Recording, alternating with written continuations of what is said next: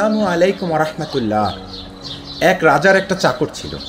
চাকরটা সবসময় যে কোনো অবস্থাতেই রাজাকে বলতো, রাজামশাই কখনোই মন খারাপ করবেন না, কেননা আল্লাহ যা করেন সব কিছু নিখুঁত এবং সঠিক।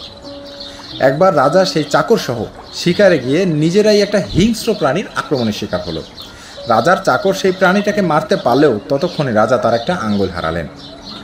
রাগে যন্ত্রণায় ক্ষোভে রাজা ক্ষিপ্ত হয়ে চাকরকে উদ্দেশ্য করে বললেন, আল্লাহ যদি ভালোই হবেন তাহলে আজকে শিকারে এসে আমার আঙ্গুল হারাতে হতো না।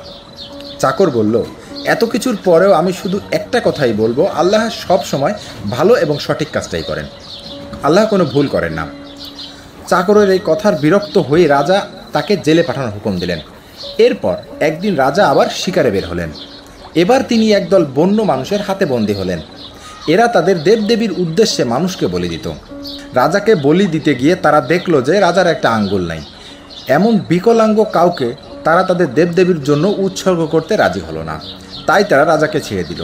প্রাসাদে ফিরে এসে তিনি তার পুরনো চাকরকে মুক্ত করে দেওয়ার হুকুম দিলেন। চাকরকে এনে বললেন, আল্লাহ আসলেই ভালো, আমি আজ তার প্রমাণ পেয়েছি। আমি আজ প্রায় মরতেই বসেছিলাম, কিন্তু আঙ্গুল না থাকার কারণে প্রাণ নিয়ে ফিরে আসতে পেরেছি। তবে আমার একটা প্রশ্ন, আল্লাহ ভালো এটা তো বুঝলাম, কিন্তু তাহলে তিনি আমাকে দিয়ে তোমাকে জেলে পড়লেন কেন?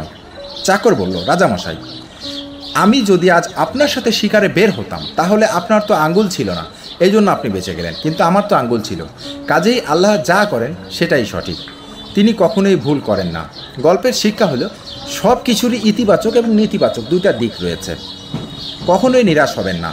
যদি কোনো কিছুতে সফল না হতে পারেন তবে ইতিবাচক চিন্তা করুন। সফল না হওয়ার কারণে যে ক্ষতি হয়েছে তা নিয়ে না ভেবে কী লাভ হয়েছে তা দেখুন। প্রিয় দর্শক, নিত্য নতুন শিক্ষণীয় ভিডিও পেতে আমাদের পেজটিতে লাইক দিয়ে সাথেই থাকবেন। সবাই ভালো থাকবেন, সুস্থ থাকবেন। আল্লাহ হাফেজ। আসসালামু আলাইকুম রহমতুল্লাহ।